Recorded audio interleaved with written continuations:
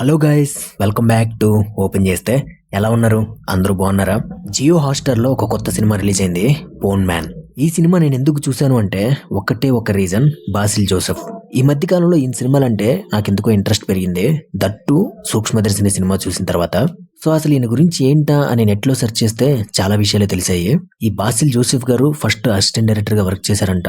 ఆ తర్వాత కొన్ని సినిమాలకి డైరెక్షన్ కూడా చేశారు. ఇందులో సర్ప్రైజింగ్ విషయం ఏంటంటే మలయాళంలో వచ్చిన మెన్నల్ మురళి సినిమాకి ఈయనే డైరెక్షన్ చేశారంట. సో నాకైతే చాలా ఇంట్రెస్టింగ్ గా అనిపించింది ఈయన జర్నీ. నెక్స్ట్ ఈ పోన్ మ్యాన్ సినిమా స్టోరీ విషయానికి వస్తే కాన్సెప్ట్ ఈస్ టూ గుడ్. చాలా సెన్సిటివ్ టాపిక్. ప్రతి ఫ్యామిలీలో, దట్టు మిడిల్ క్లాస్ ఫ్యామిలీస్ లో ఎవరికి పెద్దగా బయటికి కనిపించకుండా వాళ్ళ ఫ్యామిలీస్ ని, ఆ ఫ్యామిలీ మెంబర్స్ అందరినీ, దట్టు ఒక ఆడపిల్ల జీవితాన్ని డిసైడ్ చేసి వాళ్ళకి ఒక గౌరవాన్ని కల్పించే చాలా సెన్సిటివ్ అండ్ డేంజరస్ కాన్సెప్ట్. అదే గోల్డ్. ప్రతి ఫ్యామిలీలో కూడా ఒక ఆడపిల్ల పుట్టిందంటే చాలు, ఆ అమ్మాయి పెరిగే కొద్దీ ఫస్ట్ చెవులు కుట్టించడం, ఆ చెవులకి బంగారపు కమ్మలు చేయించడం, తర్వాత ముక్కు కుట్టించడం, బంగారపు ముక్కు పుడక చేయించడం, ఆ తర్వాత మెడలో గొలుసులు చేయించడం, నెక్లెస్లు చేయించడం, గాజులు చేయించడం, ఇలా ప్రతి విషయం కూడా ఒక ఆడపిల్లకి సంబంధించి బంగారంతో ముడిపడి ఉంటుంది. ఆ ఆడపిల్ల పెరిగిన తర్వాత ఆ బంగారమే ఆ అమ్మాయికి ఒక ఆధారం అవుతుంది అన్న ఒక కాన్సెప్ట్ అయితే మన దగ్గర ఉంది. అదే ఆడపిల్ల పెద్దవాళ్ళు అయ్యి వయసు వచ్చిన తర్వాత వాళ్ళ వారసులకి, అంటే వాళ్ళ కూతుర్లకి, వాళ్ళ మనవరాళ్ళకి ఇవ్వడం అనేది ఒక ట్రెడిషనల్ గా కంటిన్యూ అవుతుంది.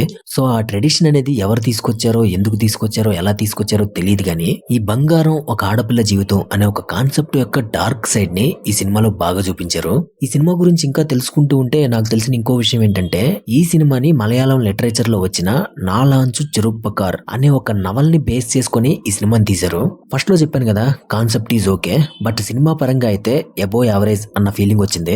సినిమా చూడడం స్టార్ట్ చేసిన తర్వాత ఫస్ట్ హాఫ్ వరకు కొంచెం బోర్ కొడుతుంది, బట్ ఇంటర్వెల్ తర్వాత సెకండ్ హాఫ్ మొత్తం చాలా ఇంట్రెస్టింగ్ గా ఉంటుంది, చాలా క్యూరియస్ గా కంటిన్యూ అవుతుంది. ఇక్కడ నేను సినిమాలో స్టోరీ గురించి రివీల్ చేయాలనుకోవట్లేదు, కానీ సింపుల్ గా ఒక చిన్న సినాప్సిస్ చెప్తాను. ఒక 12 సవర్ల బంగారం చుట్టూ ఒక ముగ్గురి జీవితాలు ఎలా తిరుగుతాయి, ఎలా ఆధారపడి ఉన్నాయి, చివరికి ఆ బంగారం ఎవరి సొంతం అయ్యింది, ఈ జర్నీలో ఎవరెవరు ఎలా మారారు అనేదే స్టోరీ. నాకైతే ఈ సినిమాలో సెకండ్ హాఫ్ చాలా బాగా నచ్చింది, బట్ ఫస్ట్ హాఫ్ లో ఆ క్యారెక్టర్స్ కానివ్వండి, వాళ్ళ బిహేవియర్ కానివ్వండి, కొంచెం కన్ఫ్యూజన్ గా ఏంటి క్యారెక్టర్స్ ఇలా బిహేవ్ చేస్తున్నాయి అన్న ఒక కనెక్షన్ లేకుండా పోయింది.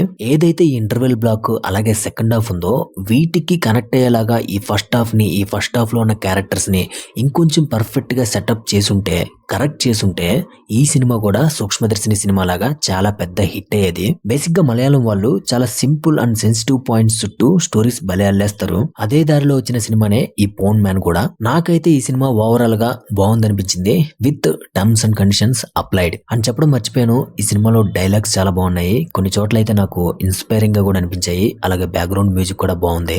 సో చూడండి, ఈ పోన్ మ్యాన్ సినిమా మీకు కూడా నచ్చుతుంది. ఆల్రెడీ ఈ సినిమాని మీరు చూసుంటే మీకు ఎలా అనిపించిందో కామెంట్స్ లో చెప్పండి. సో అది ఫ్రెండ్స్ ఇవాళ మన వీడియో. ఈ వీడియో మీకు నచ్చితే ఒక లైక్ కొట్టండి, అలాగే మన స్లోగన్ గుర్తుంది కదా, నచ్చితే మెచ్చుకుందాం, అందరితో పంచుకుందాం. So please support and subscribe to open చేస్తే. పక్కనే ఉన్న బెల్ ఐకాన్ నొక్కడం మాత్రం అస్సలు మర్చిపోద్దు. నెక్స్ట్ వీడియోలో మళ్ళీ కలుద్దాం. Until then take care, see you all later, bye.